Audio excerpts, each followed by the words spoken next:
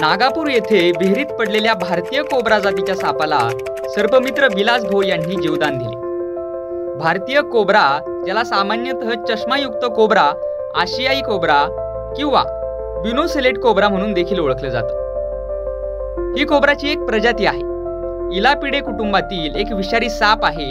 ही प्रजाती मूळ भारतीय उपखंडातील आहे आणि भारतातील सर्वात जास्त सर्पदंशांसाठी जबाबदार असलेल्या मोठ्या 4 प्रजातींची सदस्य आहे।